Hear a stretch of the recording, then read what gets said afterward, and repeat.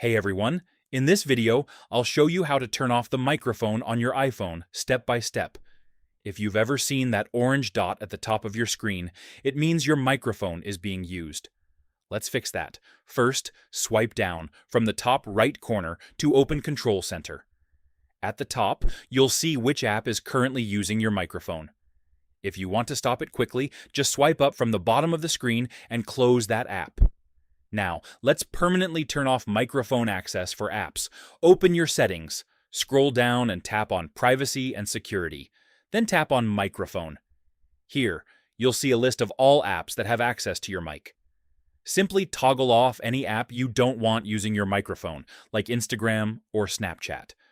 Now, those apps won't be able to use your mic at all. If the orange dot still appears, it could be due to accessibility features. Go back to Settings, then tap Accessibility, and look for voice control or similar options. Then turn it off.